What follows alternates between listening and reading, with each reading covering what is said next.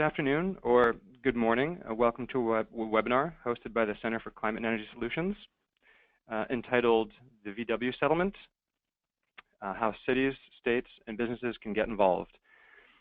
So the webinar will present a general overview of opportunities to leverage mitigation funds and investments in ZEV charging. But I'd like to present, before we get too far underway, a few technical points. So first, so you know, this webinar is being recorded. So if you have any questions or comments, those will be recorded for posterity's sake. We have several qualified speakers, and you may be wanting to ask questions immediately, but we're going to reserve questions for a 15-minute session at the end. And then lastly, you'll see that there's a downloadable fact sheet under the handout category on your tab. That is a fact sheet produced by C2ES last year on the overall structure of the VW settlement. So with that, we'll get started with the webinar. So quickly about us, the Center for Climate and Energy Solutions, or C2ES. We're a nonpartisan, nonprofit organization based in the DC area. We work with cities, states, and businesses to find common sense and cost-effective solutions to climate problems.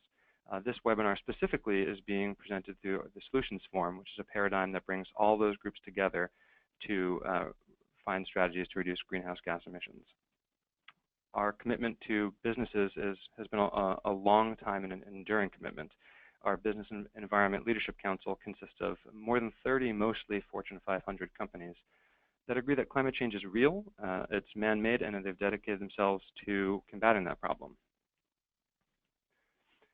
So quickly, C2ES became involved with the VW settlement, as I mentioned, last year when we put together a fact sheet on the structure of the settlement. And since then, we've spoken with some national organizations about the structure of the settlement and advised some cities on potential uses of those funds.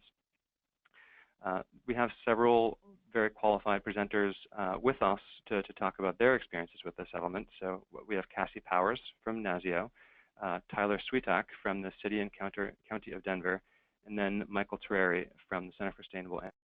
Andy Burnham will also be joining us at the very end to talk a little bit about the A-Fleet tool. It's an emissions and cost modeling tool. So this chart you see here is a breakdown of this very simple structure of the settlement. On one side, you have the Mitigation Trust, Appendix D. That was $2.7 billion, but it was increased after the 3.0 liter settlement. But that takes that money and distributes it to a mitigation trustee, and that is the Wilmington Trust, who will then, in a very specific allocation, give that money to states and then to specific programs. That's entirely different from the ZEV investment, or Appendix C, which is a $2 billion investment in EV and charging infrastructure. So quickly about why we're talking about this. The funding and investments can be used for reducing criteria air pollutants, as well as investing in ZEVs and their infrastructure.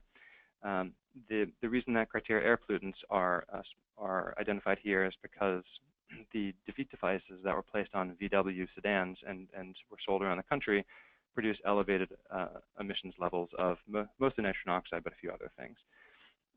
That's important because criteria air pollutants have been linked to dangerous and persistent effects on human health, such as heart disease and reduced lung functions. And particularly pernicious because the effects of air pollution are often felt by minority and low-income communities that are situated near these roads. As a quick aside or plug, C2ES is actually producing a paper next Tuesday, it should be out, called Electrified Transportation for All, that talks about how cities and businesses and regional planners can provide electrified transportation for low-income communities. So the Mitigation Trust is designed to provide states with flexible funding in order to reduce those emissions. You can see here on this timeline, it's a little skewed because it was thought that the trust effective date would begin much earlier than it has, but the trust effective date was October 2nd.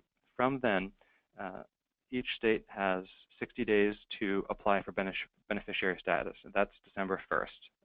And then it will be required to submit beneficiary mitigation plans to receive funding.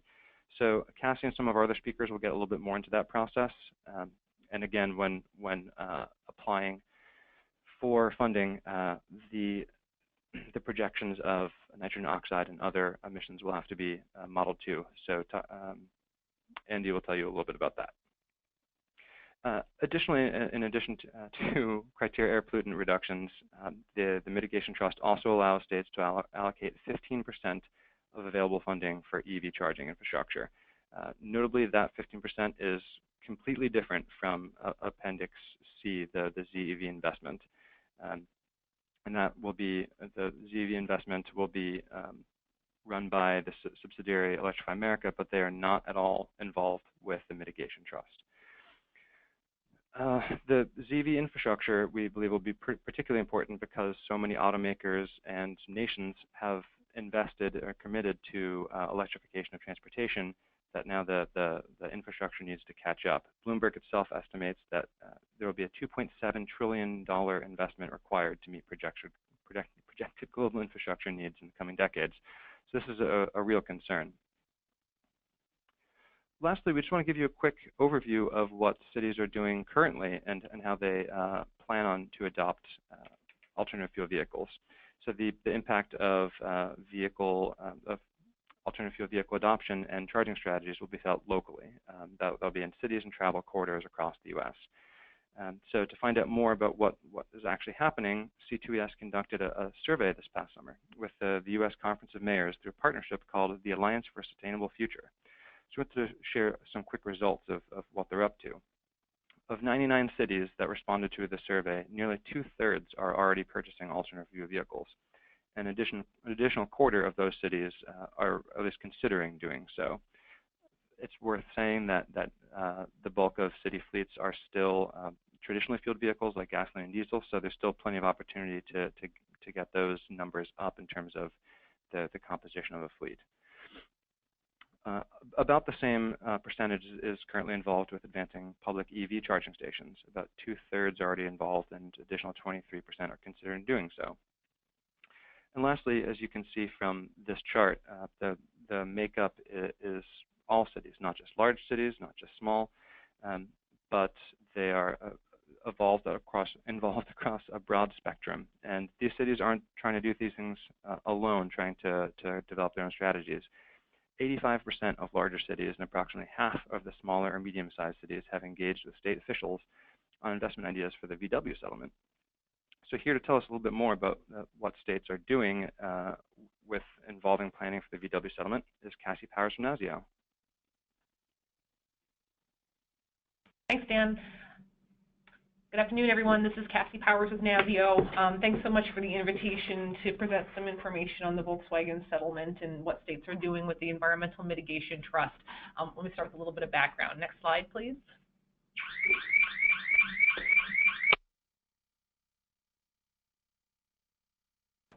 All right, just a little bit of background. So for those who aren't aware of NACA, we are the National Association of State Energy Officials. We are the membership body for the governor-designated energy offices in each of the states and territories. We serve as a liaison between the states and the Federal Department of Energy and provide facilitation and coordination support amongst the states, and also provide a number of research and analytical services on a variety of energy issues, including clean transportation. We got involved with the Volkswagen settlement because many of our members will be deeply involved in planning how these funds will be spent. A handful of the energy offices will serve as the lead agency for their states, and most will serve in a supporting way, particularly with electric vehicle investments. And so we've been tracking this closely and are trying to provide as much information to our members and to others about how the settlement works and what the opportunities are. Next slide. So Dan's already covered kind of the basics of the settlement, so I won't go too much into that, but if you just click again, Dan, I'm going to be focusing on the $2.9 billion that is going to be placed into an environmental mitigation trust, which will then be allocated to the states so that they can invest in projects and programs to try and reduce the NOx emissions on the road that was the result of vehicles. Next slide. This is just a kind of a very busy slide, but shows the breakdown of how much each state will be receiving for the Environmental Mitigation Trust. Of note, the amount of allocations was based on the number of affected vehicles in the state, which is one of the reasons why you'll see that California, for example, is receiving a much larger portion of the settlement than some of the smaller states that didn't have that many of the impacted vehicles. One thing I do want to note is that the trust is going to be administered by Wilmington Trust. They'll be acting as a trustee and will be dealing with the finances, and then states will apply to the trust to draw down funds from their allocated amount, and I'll get into a little bit more of that later. Next slide. All right, so one of the things I wanted to just mention briefly is that the purpose of the trust, as I mentioned earlier, is to help and mitigate the amount of NOx emissions that are on the road as a result of all of the vehicles that had been impacted by defeat devices. And so the settlement outlines 10 different project areas in which states can spend their allocated funds, and it ranges from large trucks, medium trucks, buses, freight switchers, ferries and tugs, ocean-going vessels or shore power, airport equipment, forklifts, electric vehicle infrastructure, as well as a 10th option, the Diesel Emission Reduction Act. In the first 9 areas, states have a lot of flexibility. They can use the funds to support investments in really any clean diesel or alternative fuels, as long as they can demonstrate that the projects will result in decreased NOx emissions. The states also have to show that a diesel vehicle is being replaced or retrofitted with an alternative fuel.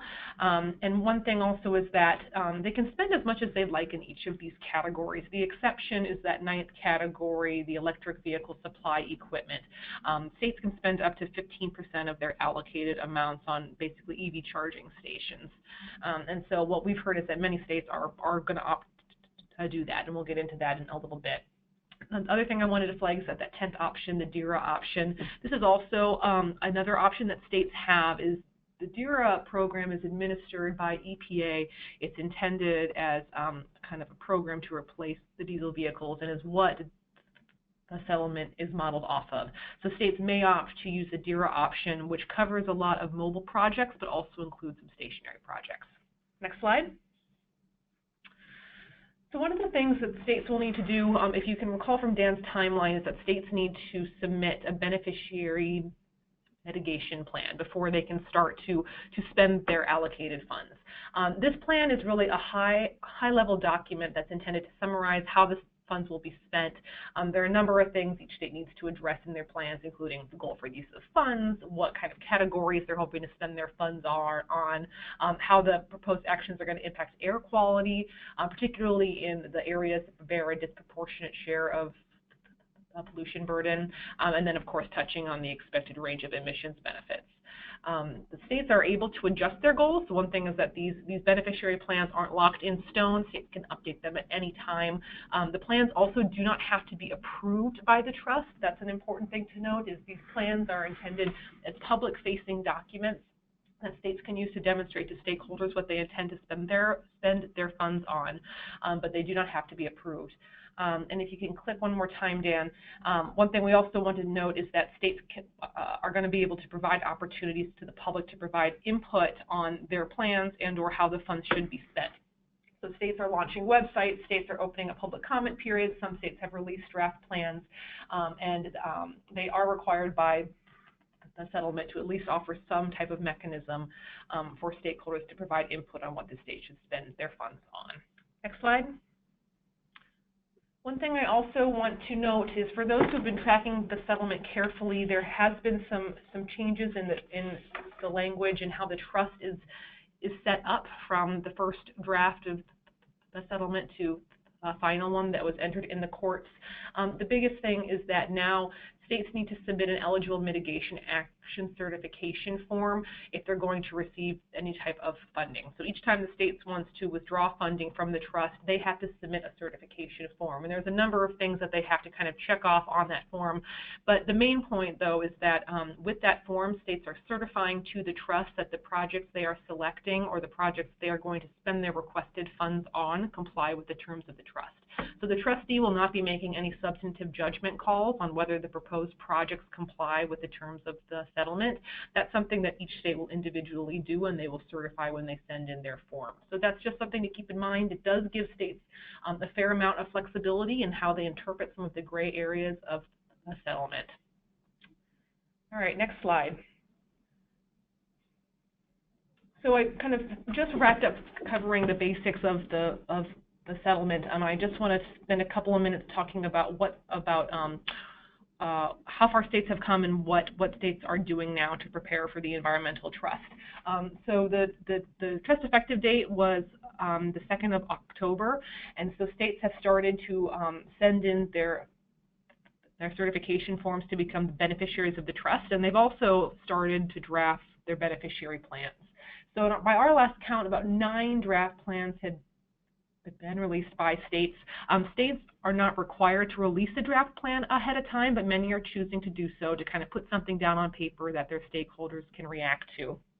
A number of states, about 3/4 of them, have launched some type of a website so that folks in their state can take a look at what the state and the administration are planning. About 1/4 of the states have requested some kind of public comment, either through a website or holding a listening type of session in the state. And about 2/3 of states have also publicly announced a lead agency. That number has actually gone up quite a bit. I don't know the exact type of number now, but in order for states to become beneficiaries of the trust, the governor needs to designate a lead agency, and that lead agency will administer the funds for the state. Next slide.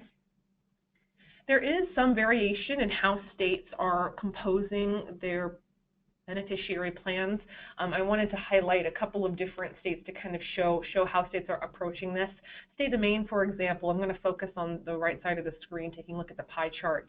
They have proposed a set aside for electric vehicle infrastructure, spending up to the maximum amount available, which is 15% of the total allocation for the state. This is something we're seeing in a lot of the state plans, is they're choosing to invest heavily in electric vehicle infrastructure. We are seeing that a number of states are launching supporting or complementary activities as well. For those who saw, the Western states recently launched an electric vehicle MOU, which commits a number, I think it's 8 of the Western states now, to work with each other to build out electric vehicle corridors. That MOU and much of the work under it will largely be supported by some of the funds through the Environmental Trust. As you'll see from the main plan also, they've decided to designate a certain amount to the FIDERA program and also to eligible port projects. And then they also have this kind of category for other action areas. And this is just to demonstrate that states can leave their plans somewhat vague. They can say that we're not quite sure exactly what we're going to spend all of it on, but we have a general idea, and they'll build it up from there. Next slide. State of Nevada took a similar approach. As you'll see, they also are maxing out the 15% for electric vehicle infrastructure. Also are choosing to use a smaller portion, excuse me, on the DERA option. And then they have also noted that they're going to be spending the majority of their funds on trucks, buses, and airport supply equipment. So this is kind of another strategy. States are saying that we think we want to spend it on these general categories, not quite sure how, also haven't identified what alternative fuels they're necessarily going to invest in for those categories. So I just wanted to kind of highlight these to show that there are different approaches that states are taking. There are a number of states that have released their draft plans for comment, and I would recommend just trying and checking back on your state's progress. If you hit the next slide, Dan. One thing that I wanted to mention before I close out is that NASIO and our friends over at the National Association of Clean Air Agencies, NACA, jointly launched a clearinghouse with information on a settlement. Folks can go there to kind of see a high-level overview of where states are in the process. So you can go there to see who the lead agency is in your state. You can go there to get links to draft plans and websites, etc. I would recommend going and checking there. We'll continue to post updates on where states are in their planning process. There's also some helpful tools that are primarily made for state and local stakeholders to help them see essentially an inventory of NOx emissions. You can break that down by state and county, etc. And we'll continue to update this resource also to track how states are spending their funds over the lifetime of the settlement. I kind of flew through that, I know, I'm sorry, it's a lot of information in a short period of time. I'm happy to take any questions, and thank you. Thank you, Cassie. That was, as always, very informative. So one quick note about Cassie's availability. She actually has a pressing need towards the end of the webinar and has to sign off around 12:50, so we're going to try to prioritize questions for her at the very beginning of the Q&A session, which will come up after our next 2 speakers. So Cassie just told us a little bit about what states are doing, and now we have Tyler Svitak from the City and County of Denver, who will tell us a little bit about what his state is doing, as well as the specifics that his city is considering. Tyler? Thanks, Dan. Hey, everyone. Thanks for the opportunity to talk a little bit about how the City of Denver is approaching the Volkswagen settlement. I'll kind of share what our strategies have been and then end with some recommendations to other cities and as well as organizations that work with cities on how we are approaching the settlement. Next slide. So just to give you an overview of where Colorado is in the planning process. So our Department of Public Health and Environment was the designated agency to handle those funds, and they will actually be funneling about $69.7 million through programs that already exist at our State Energy Office as well as our Regional Air Quality Council. And the way they approach this is they set a number of goals at the beginning of this process, goals you're probably familiar with, like catalyzing zero-emission vehicles, and we will be using our 15% of funds for light-duty electric vehicle charging infrastructure. I highlighted a couple of things that are somewhat unique. Public fleets will get a higher incentive in Colorado as opposed to private fleets, since they have access to tax credits in Colorado for alternative fuel vehicles. And the state plans to distribute the funds within 5 years on a first-come, first-served basis. So they're hoping to get as many vehicles on the road as soon as possible. And again, they'll be using existing grant programs to distribute the funds. Next slide. So this is the breakdown of how Colorado, or at least the proposed spending plan for our environmental mitigation trust funds. So as you can see, we've got about $18 million for alternative fuel trucks and buses, about $18 million for transit buses. So transit agencies are treated differently than the rest of the trucks and bus categories. $5 million for DARA, $10.3 million, which is the 15% for charging equipment. And then what's interesting is they also have a $12 million pot that are flex funds. So they are not distributed yet. What we're going to do is see where the demand lies. So if transit electrification is taking up their money quickly, then those funds can be allocated to that group as the plan goes on. Next slide.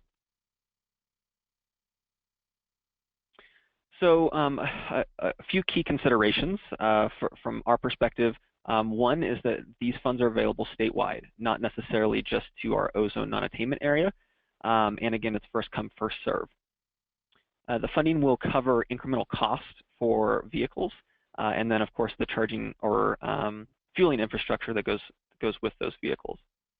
And then finally, all fuels qualify that are eligible under the trust. So there is no air quality ranking necessarily with applications, at least in the proposed plan. So all of the fuels in the trust will qualify. And then from the city's perspective, this is really, we see 3 opportunities for leveraging these funds. One is for, of course, our city fleet, as well as partner fleets like our transit agency. 2 is for our own city charging network, so making sure that we have robust charging access throughout the city. And then 3rd is being a central component of fast charging corridors. As Cassie mentioned, Colorado is helping to lead an 8-state regional fast charging network along major corridors. Next slide. So I also wanted to briefly touch on Appendix C and the ZEV Investment Fund and kind of how we have been involved in that. Denver was selected as one of 11 markets for ZEV investment outside of California. And those decisions were made based on the electric vehicle market and supportive policies throughout the country. So we did meet with the ZEV investors in Electrify America this summer. And since then, this is kind of what our role has been in that process. Proposing potential sites during the application period and methodologies for selecting sites throughout the Denver metro area. Of course, we want to maximize Denver's charging locations in their investment.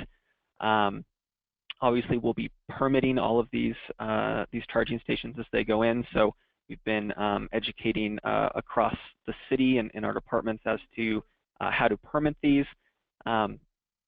And then facilitating relationships both within the city as well as with our local utility and other major stakeholders that will be essential to the successful distribution of charging infrastructures across our network. And then finally, barrier reduction. So obviously we want to make sure that these investments are made wisely and efficiently. And so anything that we can do as the city to facilitate and break down barriers in this deployment is kind of the role that we're serving right now. And as others are probably familiar with, I believe that Electrify America is very internal at the moment, making sure that they have their methodology for deployment figured out and selecting potential sites. So we haven't been in close contact as of late. Next slide. So I want to dig into specifically what Denver's strategy has been a little bit. Next slide. So two of the barriers that we see to greater electric vehicle adoption, at least, that we think the city has a role in overcoming is one, of course, lack of charging infrastructure, and then awareness of electric vehicles in general.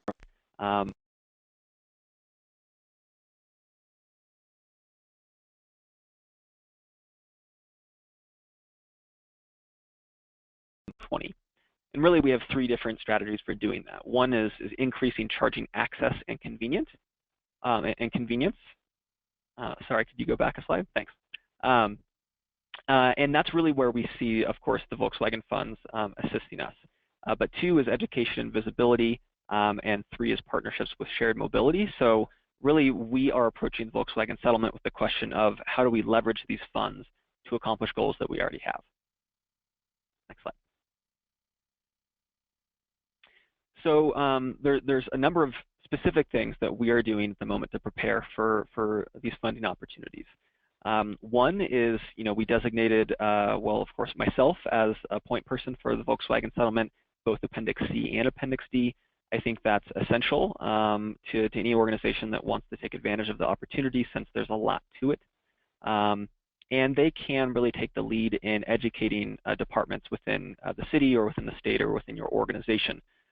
We have public works and facilities and environmental health, mayor's office. There's a lot of different agencies involved in making sure this is a successful opportunity that we can leverage. Third is defining what our charging strategy is. I'll get into this a little bit more, but what are our priorities? Where do we want to see charging? What level of charging? And what role does the city want to play in deployment of those chargers? 4 would be barrier identification. So what things are you going to run into in your city or in your state that will make things difficult? And so understanding what those are and then suggesting strategies for getting around them as we're waiting for everything to get finalized is essential. 5 is state advocacy. So if your state has a proposed plan or is in the process of proposing a plan, cities are, of course, a major component of advocating for how you would like to see the state spend the money. Denver did submit official comments to our state, as well as worked with stakeholders in our submission to Electrify America. 6 is what potential city-owned property would be suitable for investment in charging infrastructure. And then 7th is how can your fleet take advantage of the opportunity as well. Next slide. So I want to dive more specifically into a couple of those strategies to give you some more detail.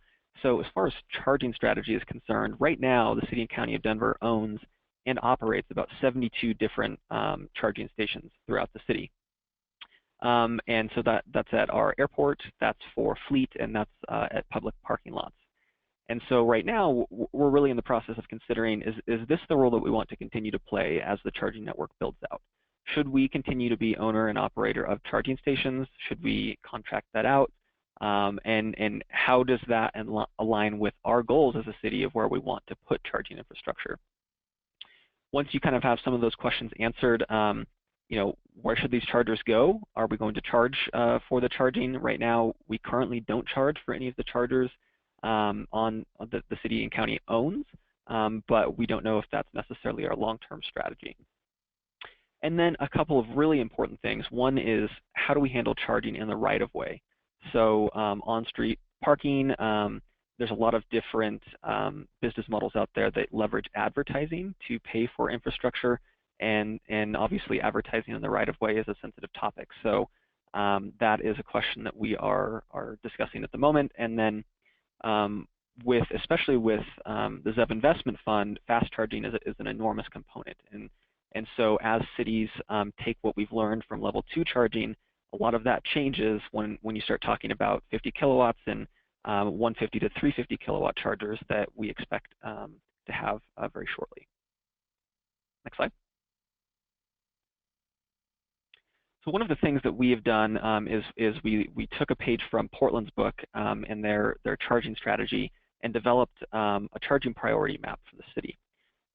So when we ask the question of where do we want to see chargers, well, it's a number of different factors that make up that answer.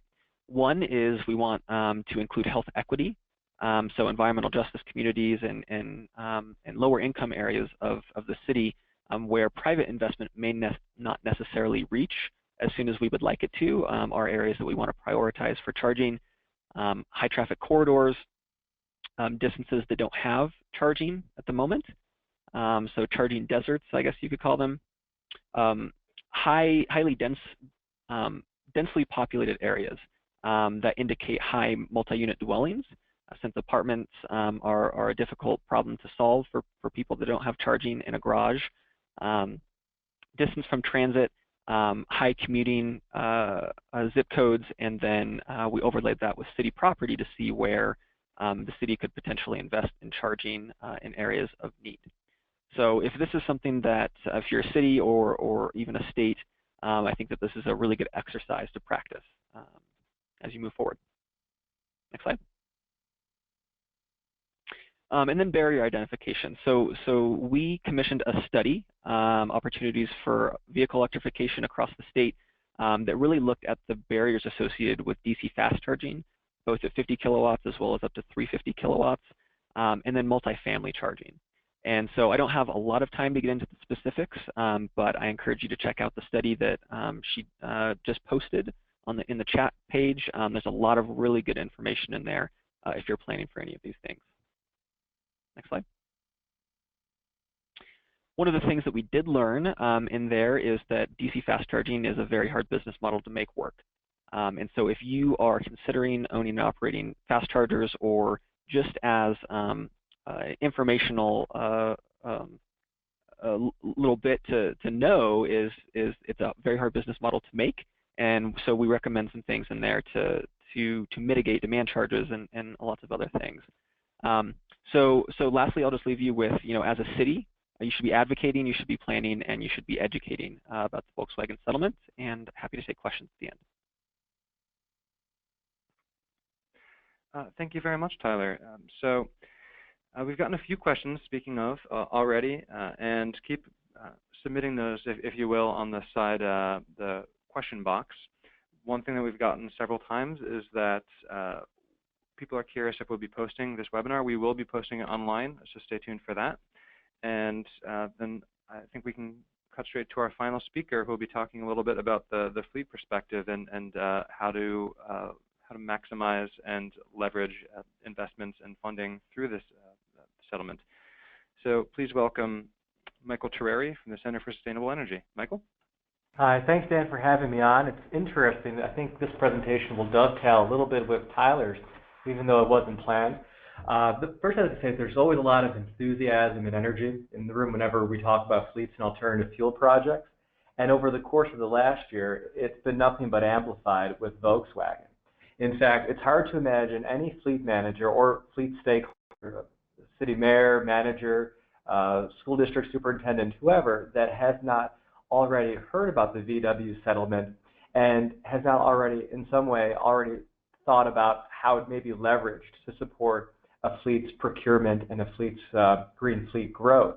So the challenge is not awareness at this point in many cases, but really making sure that folks have accurate information available to them, and that fleets and fleet stakeholders in these organizations understand how incredibly important it is for fleets to be proactively engaged in the public comment period, which is what we'll discuss shortly. A little bit of background on myself. I'm the fleets project manager at CSC. We're a nationwide nonprofit of about 150 staff nationwide, probably best known for managing incentive programs in places like California, Massachusetts, Connecticut, and New York, about $750 million in the last 10 years. We also provide deep technical assistance for fleet vehicle replacement and infrastructure planning, as well as project implementation. So we're closely working with fleets every day. And, next slide, please. And next slide. Yeah, so we're closely working with fleets every day. And Volkswagen really is not only a common question, but it's the $3 billion question, or the $2.9 billion question for fleets. And what makes it uniquely challenging is that many fleets and fleet stakeholders, city managers, mayors, school superintendents, et cetera, may be falling into a false sense of security as to the eligibility of their organizations and the projects they want to support. Next slide, please. So the Volkswagen funding, or the core documents that were put into place, establish very broad eligibility. Cassie ran through this list already, so I won't duplicate that effort. But it's a very broad list that not only covers medium and heavy-duty rolling stock, but also material handling equipment and more. And this sort of list may be leading fleets and fleet stakeholders to sort of lean back in their chairs and think about what they want to do and look at this list and say, well, we're covered. We're definitely going to be eligible. Our gaseous, our propane shuttle project, our nat gas transit project, our electric school bus project certainly falls under the broad contours of this eligibility. And you can skip the next slide and go to the one with the little clip art thing. Perfect. So the catch is to this that states actually have incredible discretion in designing programs. I think we saw this a little bit in the Colorado presentation previously, but states have incredible discretion in designing programs to administer these funds at a state or regional level, and may tighten eligibility by things like organization type, vehicle vocation, or technology or fuel type, right? So we've seen that already. Some states, I think it's been something that's discussed at a high level, and Louisiana and South Carolina have made talk about having the funding be only eligible for school buses. In other places, we've had very strong advocacy and talk of funding only being available for transit buses. In some places, strictly for electric transit buses. In other states, strictly for natural gas, et cetera, et cetera. And for a fleet that may be planning a propane autogas project, a renewable natural gas project, or an electric project, that may come as something of a surprise. I think a lot of folks are looking at this, especially when we talk to fleets, they look at that broad list and they automatically assume that their state or local program is going to fall under the same eligibility guidelines, the broader guidelines that have been set by the trust. Next slide, please.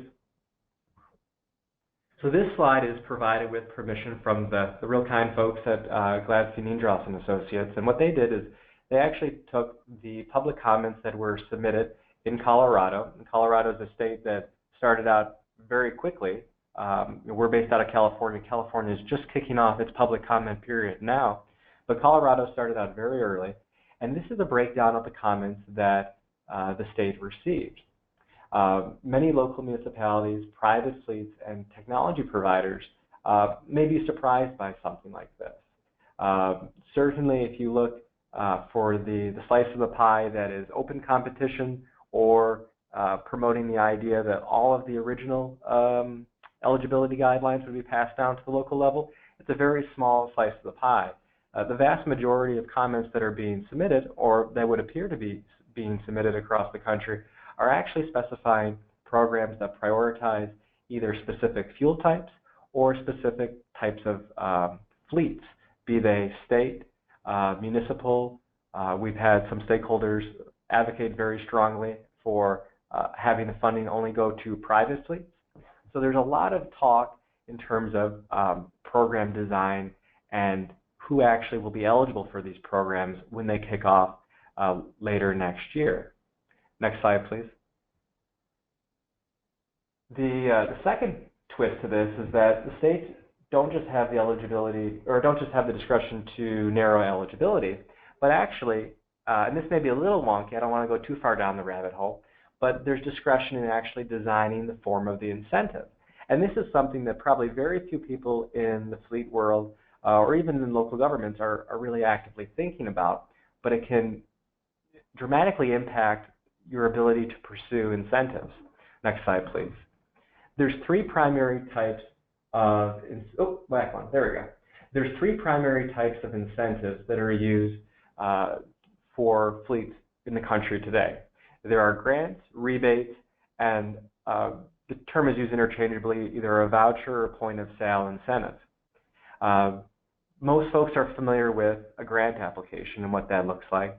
Grants are generally competitive applications for, sometimes it's a fixed amount, sometimes it's an indeterminate sum, where there may be $5 million available for fleet projects, and then all the fleets put in their applications by a certain date, and reviewers evaluate those applications based on impact or other criteria to make an award. Sometimes the award is less than what's asked, sometimes it's equal, but it's generally a time-intensive process to produce budget documents, supporting documentation, narrative sections.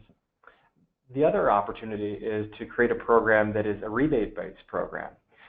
Rebates are dispersed after delivery is taken of a vehicle. So this can be challenging for some fleets that need to float the full cost up front. It can be also challenging if there isn't a provision to reserve rebates ahead of time.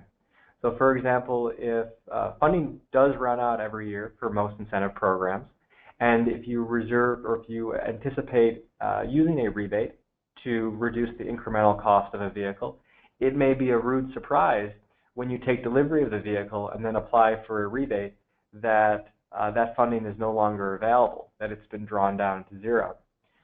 Some programs, one of the programs we manage in California, gets around that by allowing fleets to reserve rebate funding ahead of time, so that when you put in the order, you've already reserved your rebate. You don't take the payment until after the vehicle is delivered, but you're not sleepless at night wondering why you'll have to explain to the city council an extra $100,000 cost because the rebates weren't available when delivery was taken.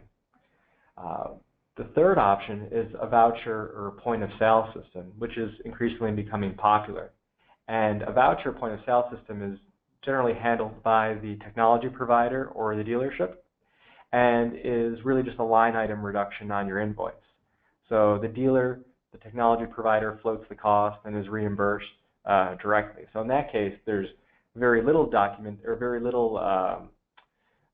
application materials that need to go in from the fleet perspective, and there's no need to float the cost or wait to hear back on whether or not an application has been approved in the case of a grant. Next slide, please.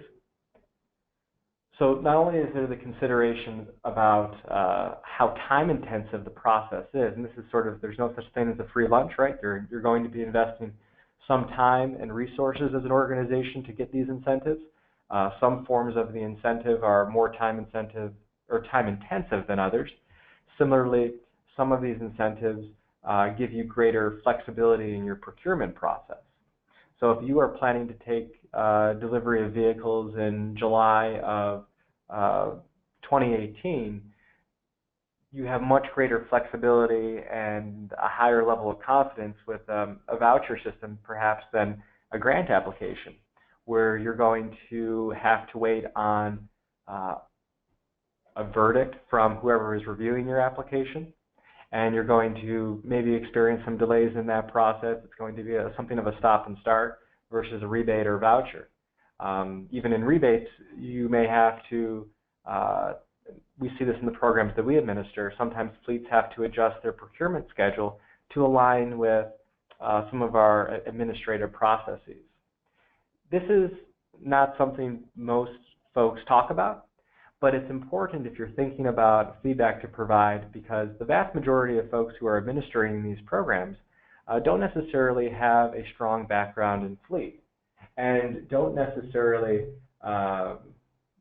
interact on a regular basis with fleets to understand the pain points. So being able to include these in your public comments is, I think, very helpful and will have returns in the next year and moving forward. The last program design consideration which you may consider leaving comment for is a transparency element. Some programs are more transparent than others. In practical terms, from the fleet perspective, having a dashboard available that shows the availability of funding, so that as a fleet manager or as a fleet stakeholder, you can log on to a website and see how much funding is remaining in in real time. The biggest consideration is getting authorization from like a city council, right, in terms of getting that procurement approved, and being able to screenshot a pie chart like this and say, we're down to 16% funding, we really need to get on the agenda for the next city council meeting, can be very powerful and very helpful. Next slide, please. Oh, and next slide. So whose job is it? The answer is that, like a lot of things that are all field related in a fleet organization, it's really nobody's job. Nobody was hired to take care of this, but finding someone who can champion and really walk this through the paces that it needs to go through to submitting public comment can be a very worthwhile activity.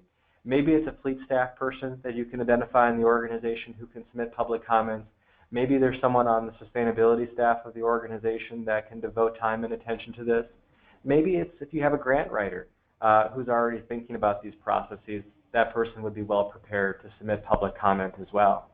Next slide. So ultimately, it's up to your organization, but if you were to have a conversation with whoever this person is who may be submitting public comment on your behalf, two key takeaways are this, that there's an opportunity in the next coming months, and it's a very short window, to advocate on behalf of your organization type and desired tech. If you're a school district, there's an opportunity to advocate on behalf of keeping school districts eligible. And if you're a municipal fleet, there's an opportunity to do the same. If you're a private fleet, there's an opportunity to do the same. There's also probably a need to express the technology type that you're interested in. It seems that the majority of public comments are being directed at favoring certain technologies over another. So to the degree that you are dead set on one technology type or one vehicle vocation, it may be worthwhile to include that in your public comment. And certainly to the degree that you think it's helpful, it may also be useful to recommend a fleet-friendly program design. What works for consumers doesn't necessarily work for fleets. Dan, that's all I have. I'm happy to pass it off to the next folk, and if there's questions afterwards, I'll be available for that. Wonderful. Well, thank you all so much for participating, and I don't want to take any more time because I know that Cassie's feet must be burning. She has to leave in a little bit. So we've gotten some good questions. I've tried to take some that may be most about the state idea. So we can start with one that asks about the idea about equity between city and state. So if Volkswagen cars were predominantly deployed in cities, but beneficiary mitigation plans don't prioritize cities, can this be corrected or should it be corrected? And it seems like this person is also curious about having a little more information about that. So is there an available sales or registration database that shows where the faulty VW cars were deployed? And these questions, by the way, are for all panelists. So I guess, Cassie, if you don't mind, if we can start with you on this one, but anybody can also join in, or feel free to pass, Cassie. Sure. So that's a great question. I don't know if there is a database that shows exactly where all of the vehicles were registered, if it gets as granular as the zip code or that kind of level. One thing to note, though, is that while states are not required to essentially direct incentives towards populated areas, they are required to address how their use of the funds will impact populations that have been disproportionately impacted by air pollution, which is almost always in an urban area. So I know that many states will be prioritizing investments in urban and metropolitan areas because of that. That said, there isn't a requirement, but it does seem to be the trend.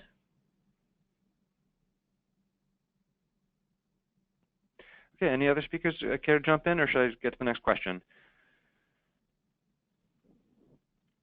Okay, and I'm unfortunately forgetting that there are private databases that should have that type of granular data, but you'd have to, I believe, pay for them by the zip code level. Okay, a next one which is somewhat similar. It's about the role of the city. So one person asks, what advice do you have to the idea that the private sector and the market will take care of AFV deployment by itself? What is the role of the city or the state in advancing electric vehicle or alternative fuel vehicle deployment? So I guess I can start with that. This is Tyler. I think the city's concern is that we want to benefit everyone and we want to have equitable benefit, and that the private sector a lot of the times will deploy these technologies where it is most profitable, not necessarily most equitable. So that is one of our biggest concerns and why we plan on using the settlement to deploy charging infrastructure in alternative fuels in areas that might not otherwise get them.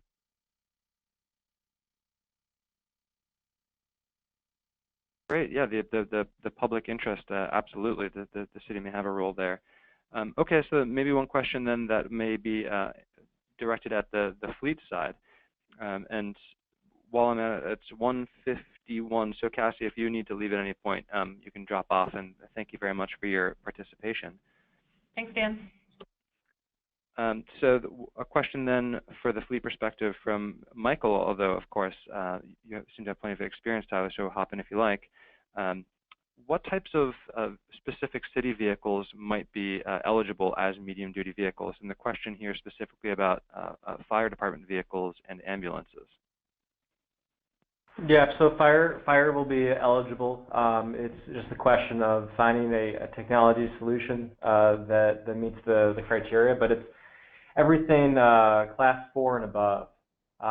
So, you know, light duty vehicles such as, you know, your Ford Fusions and your Escapes, those won't be eligible, but larger, you know, F-350, that's either class 3 or class 4. So think medium duty, think heavy duty. It's challenging from a municipal fleet perspective, depending on what your responsibilities and roles are. If you have a solid waste department that's municipally run, that is a great application for this funding, right?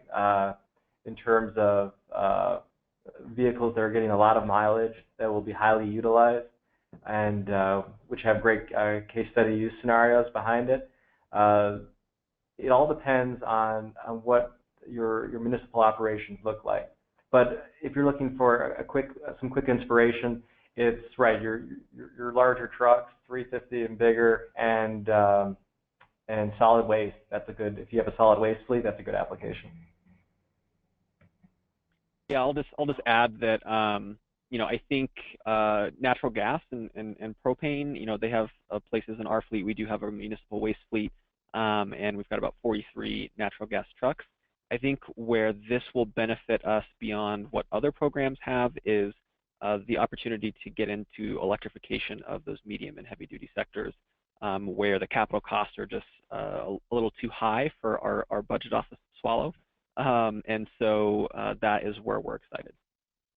Yeah, and the other key takeaway, this is Mike again, is that this, depending on how your state structures it, it can go from 3 years to 15 years, right?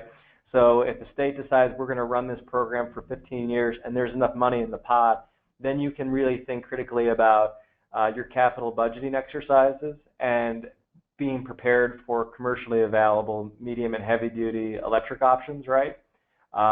Whereas in the short term, in terms of what's commercially available for fleets and what can be implemented in, for example, model year 2018 or model year 2019, it's a different conversation. So it's going to depend on how your state structures the program. If it's a short, quick 3-year program versus a 10-year program, different opportunities and different technologies are going to be available to you and your organization. Thanks, guys. Wonderful fine-grained detail there.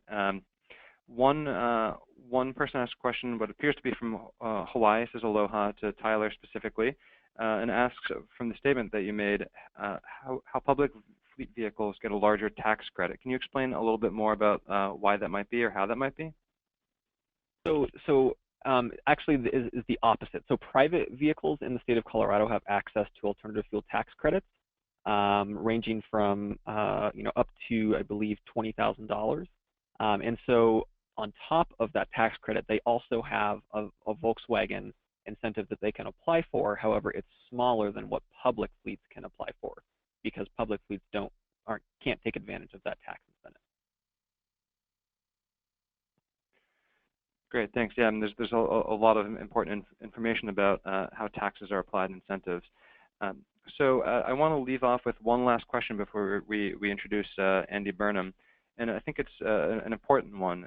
If a city or if a state already has a website or an organization, is there still room for cities and businesses to apply? How can these organizations get involved with the state? This is Mike. You know, in a lot of states, it's still in the public comment period, and the court documents clearly make private organizations eligible.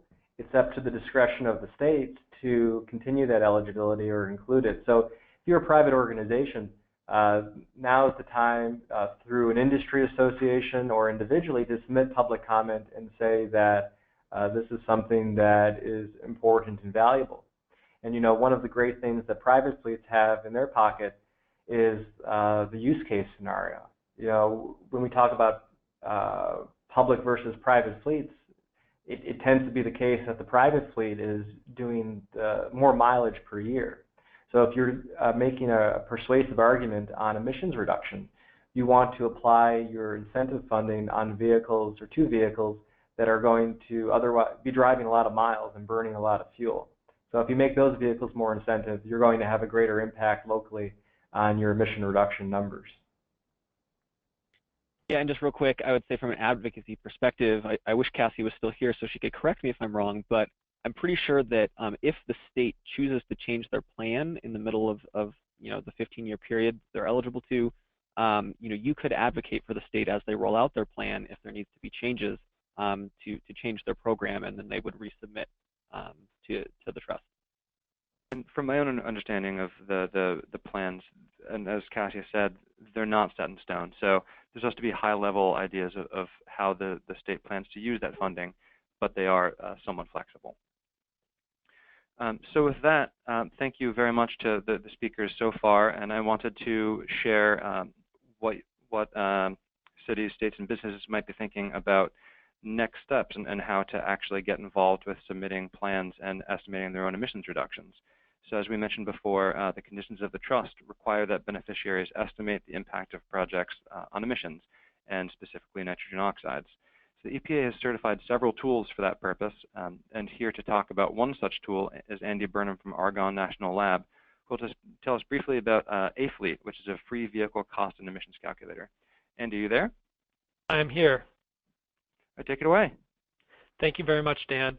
So very quickly, the A-Fleet tool was developed by the Department of Energy and Argonne National Laboratory to analyze the economic and environmental costs and benefits of alternative fuel vehicles.